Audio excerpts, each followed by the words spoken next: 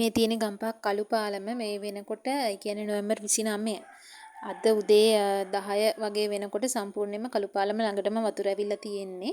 මේ ඉස්සරහින් තියෙන ගම්පහ වෘතට මාර්ගයේ කිසිම විදිහකින් ගම්පහ ටවුන් එකට යෑමේ හැකියාවක් නැහැ. මේ වෙනකොට සම්පූර්ණයෙන්ම ජලයෙන් යට වෙලා තියෙන්නේ.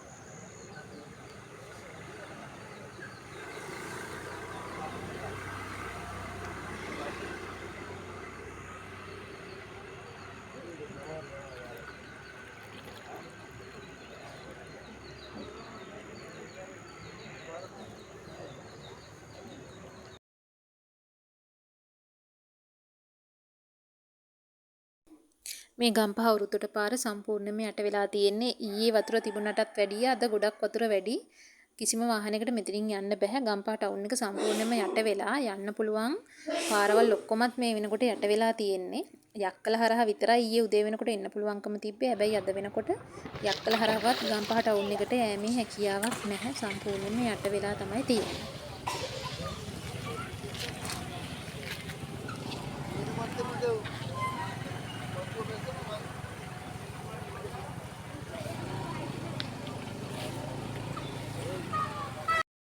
ඊයේ උදේ අපි දාපු වීඩියෝ දර්ශනවලදී දකින්න ඇති ගම්පහ හොස්පිටල් එක එහෙම යට වෙලා තිබුණ නැහැ. හැබැයි මේ වෙනකොට ගම්පහ හොස්පිටල් එකේ මුළු ගම්පහ නගරේම වතුරෙන් යට වෙලා තමයි තියෙන්නේ. ඒ නිසා කිසිම මාර්ගයකින් ගම්පහ ටවුන් එකට යාමට හැකියාවක් නැහැ. සියලු මාර්ග යට වෙලා තමයි මේ වෙනකොට පවතින්නේ.